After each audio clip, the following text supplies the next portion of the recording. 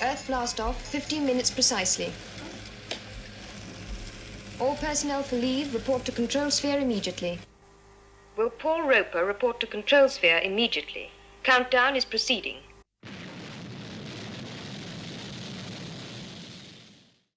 Welcome. I'm going to be doing a commentary on Flight Path.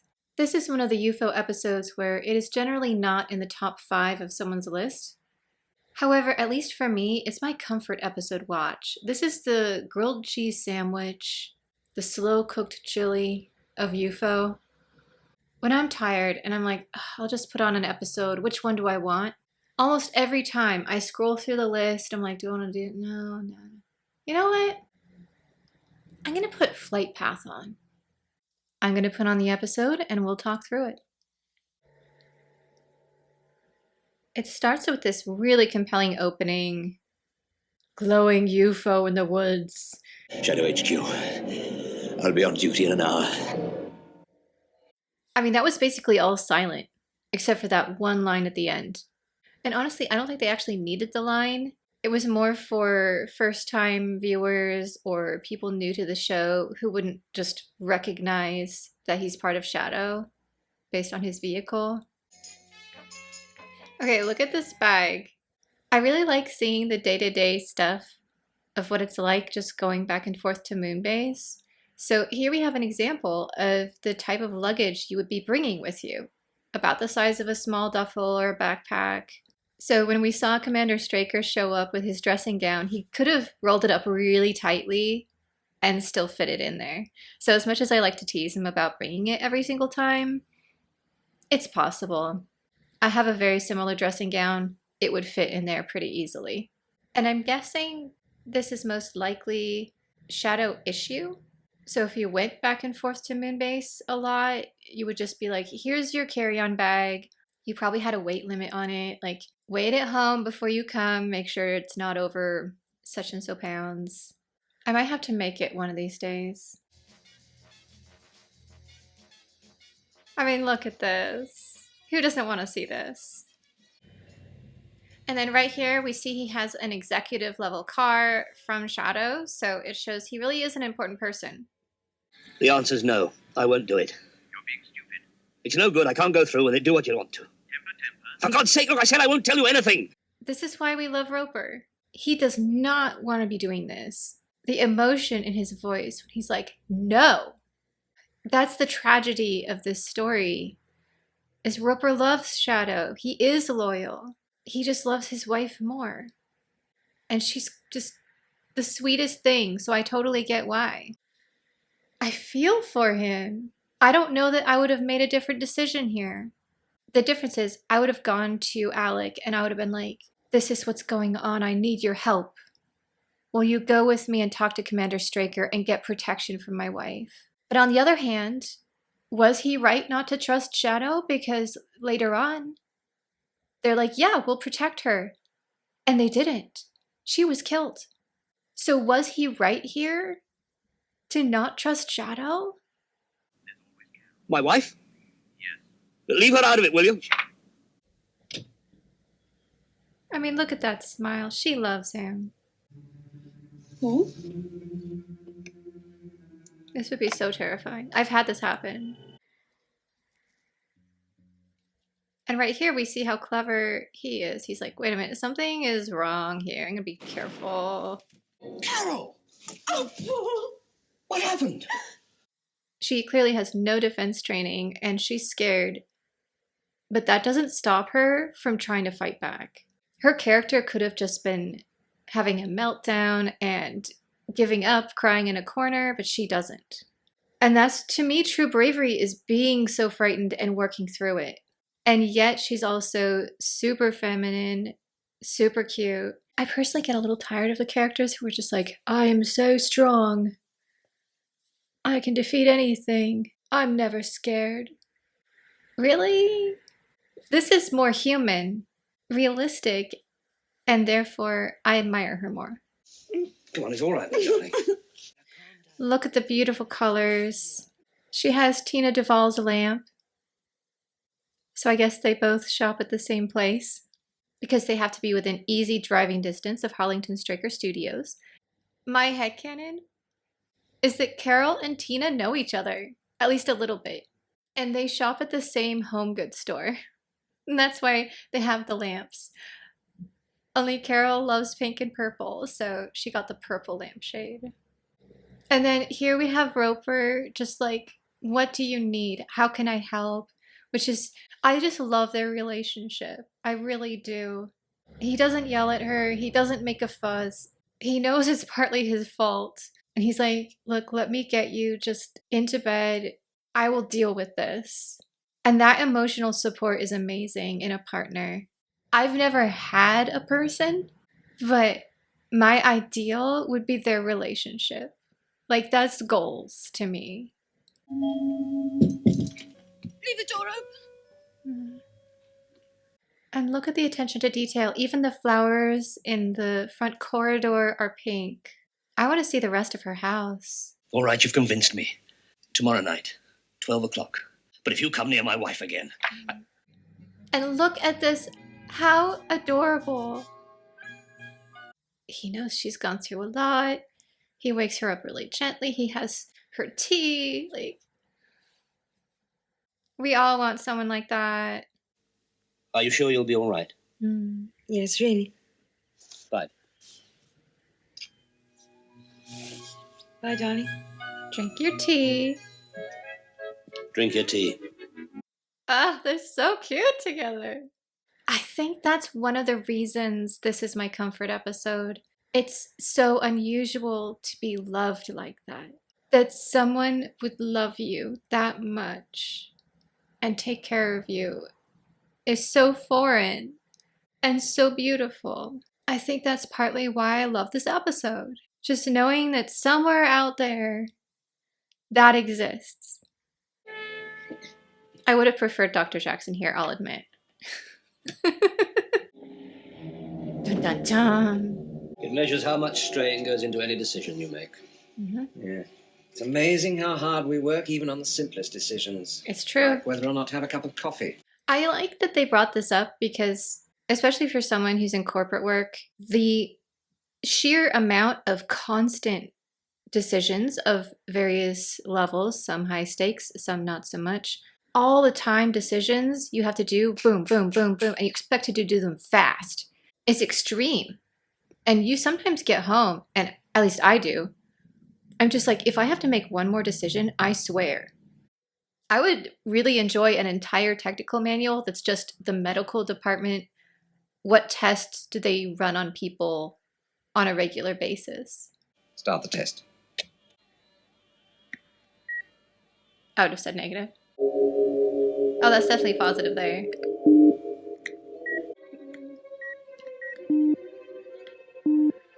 They're doing such a good job on showing how stressed he is. The sweating, the close-ups, the music, doing faster and faster, edits back and forth. So well done. I've got to ring Carol. I'm taking her out this evening. Sure, how is she? She's fine. Fine. Oh, look, I'll see you later for that drink, Alec. Okay? Sure. I love how awkward this is. Like, there's clearly something wrong. I love this outfit of hers so much. I don't think I can take you out looking like that. What do you mean?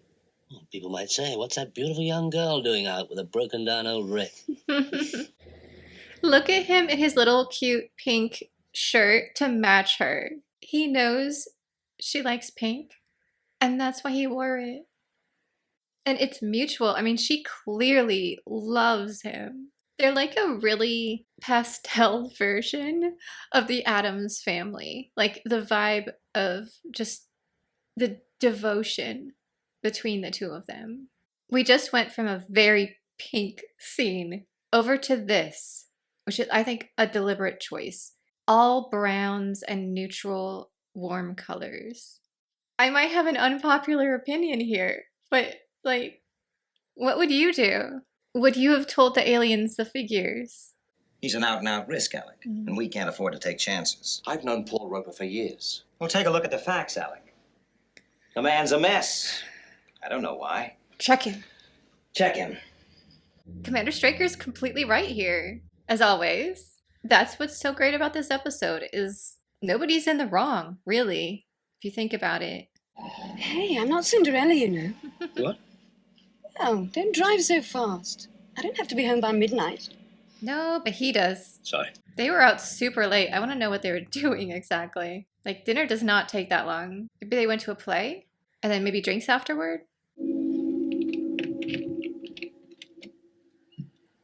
I like how she shows she's a bit cold. Like, she did forget to bring her jacket. Also, for the doppelganger fans, there is a very similar outfit that shows up in the party scene of that film. I'm still not sure if it's this exact outfit, but it's similar enough it might be. It's one of the really background people. And then this is such a great reveal where he tells the numbers and his friend has to overhear and he's just like, no, I want it to be wrong. Alternate coordinates. 2742. Yeah, the look on Alex's face here. He's just like, no. Also, it makes sense that Straker didn't go into the room with him because he's a liability. Couldn't risk it. Blackmail. I don't see it. Threats. Violence. His wife, maybe. Roper's crazy about her. I could understand it if she Understand it? Can't you accept the fact that he's a traitor? I know that.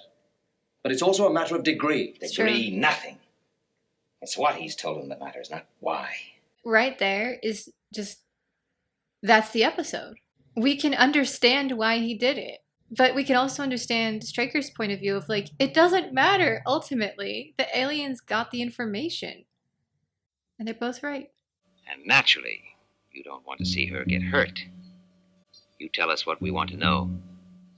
That's the best way to give her protection. Is it though? 7 minutes. He trusts Commander Straker and is like, okay, maybe I was wrong. Maybe you can protect her. I mean, you just said you could. I'll tell you what I know. We, the audience, know he should not have trusted Ed in this case, which, like, as much as I love Commander Straker, he dropped the ball on this one. I was given program numbers for S.H.A.D O, told to feed in certain information. You mean to tell me you didn't know what you were doing when you handed over those figures? No. We're going to have to put everything into finding out. Mm-hmm. But also, right here, can you maybe make a call to put a security detail to protect his wife? Which he did not. Let me know the moment you have anything. Right. And by you, we mean Space Trucker Harrington. I want an immediate yellow alert on all SHADO installations. Yes, sir. Let him go, Alec. What? Let Roper go in 1 hour's time. Your key is still done, sir. Oh, thank you. Mm-hmm. Very neat. Yep. I've had Joan Harrington work over Roper's figures. And what does she make of them? The relative position of the sun, moon, and earth would fit Roper's figures. Mm-hmm. Don't push your luck. Just go. He gets so pulled into the maths and trying to figure out what's going on. He forgets about Carol. And he figures it out. He does. I mean, he's brilliant. But because of his own past interpersonal relationship issues, he now just kind of removes them from the equation. But no, the people are still part of that equation. And that's the tragedy of Ed's character. We have here Roper and Commander Straker, basically opposite sides of the same coin. But Roper chooses humanity and people. Straker chooses his figures, his work, and the overall goal of SHADO. You know, sometimes I tend to be more like Straker. I'll admit it. I forget about the people side as well. And that's a good message of this episode of like, don't get so caught up in your work like this that you forget. But my orders were that he was to be released in 1 hour's time. Yes, sir, but I understand Colonel Freeman. I see. Yeah, trying to save his friend.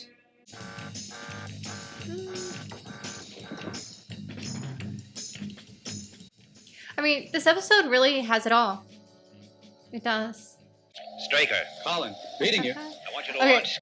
that tiny little scene where he's putting his jacket on, Hugely important to cosplayers because it kind of shows us a little bit about how the jackets are constructed. One of the few times we fully see the skydiver jacket being put into use. Crucial 2 seconds there.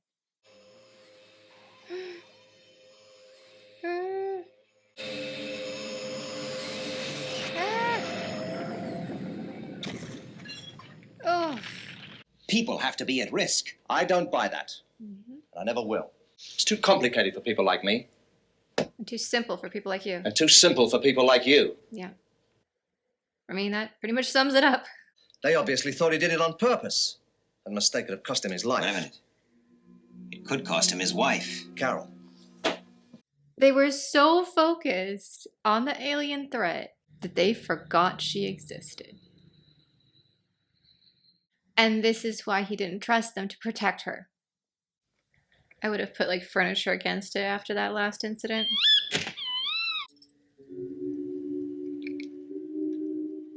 This is such a fascinating scene. She tries to confront them. She goes for the shotgun. This right here, walking out of that room, knowing what she's walking into, that is incredible bravery right there.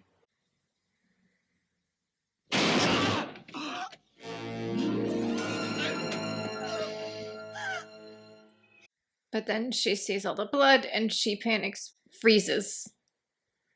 A totally normal reaction. Again, she does not have training here. She's not Roper. And before she can get unfrozen... The doctors found this.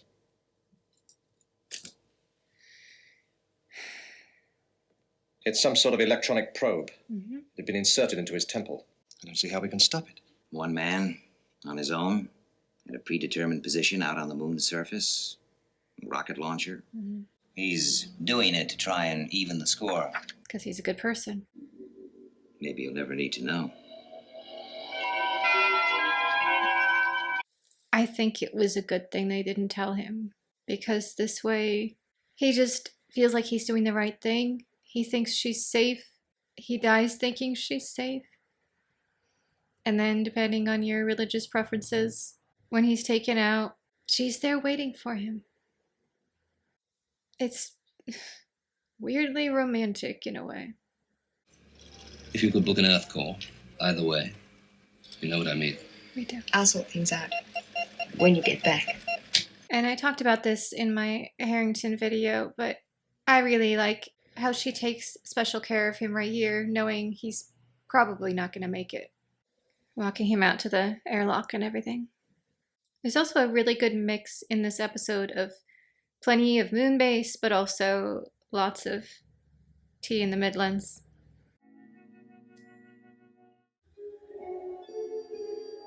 It's a really neat case there that he has. It kind of matches the paint job in the corridor. Sunrise is in 10 minutes. You can see how stressed everyone is. They're all smoking. Such a good job of ramping up tension right now. And it's a brilliant idea to have him miss the first time, because then we're just like, ah! He has to finish this. And then when he does, it is so satisfying as a result. Joan Harrington is back there. She must survive.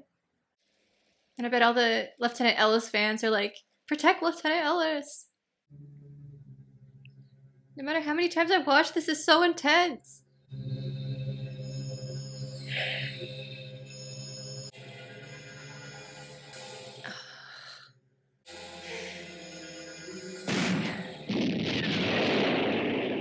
Quick reload.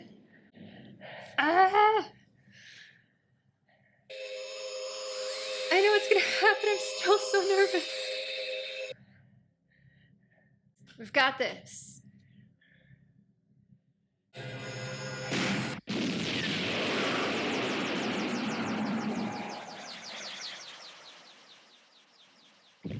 What a shot. And then the pink smoke for Carol in a way always gets me. To take out the UFO only to have a tiny little tear. It just adds to the tragedy, really. And his last moments are to make sure that he made things right. Paul, is everything all right? Yeah. Sure. Way back, right after the initial explosion. All right, Paul? Yeah, I'm fine. Alex stops in the corridor and is like, "Are you all right?" And he's like, and we see it again here. I think he's like me. He doesn't like people asking him if he's all right when he's clearly not okay. It's like, yeah, let's see. I'm out here on the moon's surface with a rip in my suit, and you're asking me if I'm all right? Sure. Sure, I'm fine. Like, read the room, people. I hope this evens things up. Paul. Rachel. Carol.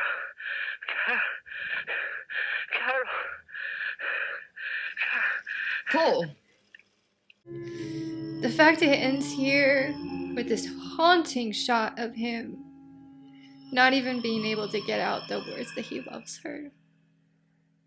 As he died right there, trying to say, "I love you." He woke up, his spirit anyway, and she was there, and the first words that he would have said are, "I love you," because those were the ones on his lips already. That's my headcanon.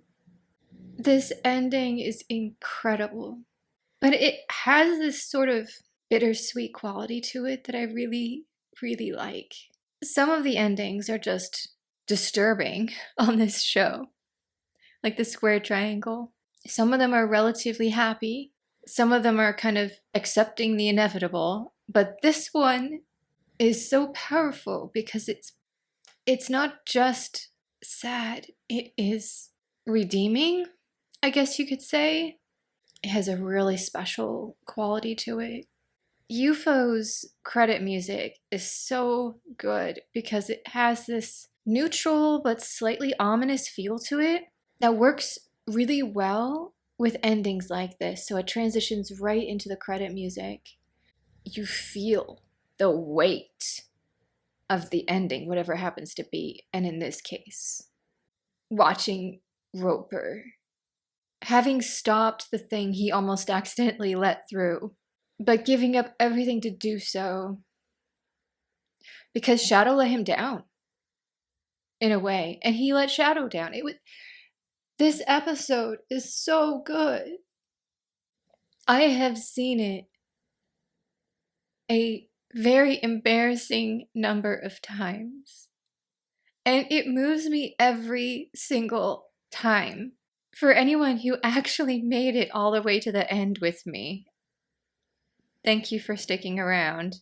And I hope that I've shown a little bit of why this episode is so underappreciated, and it needs to be in the top 5. A couple days ago, I was depressed and I was like, let's watch some UFO. So I opened up the episode list, I scrolled through it, and I clicked Flight Path again, and I was like, there's a pattern here. Let me know in the comments if you're being really honest. What's your go-to UFO episode? Not the one that you're like, this is my favorite, this is the best. No. The one you push play on the most, because it's not always the same one. What is your comfort UFO episode? Interceptors, immediate launch. Right after this quick note. I also made some recent adjustments to my Colonel Lake cosplay for Moonbase, starting with the wig. New wig. I'm going to keep upgrading it as I find better ones. I also worked on a new back piece for the belt. Here's some behind the scenes.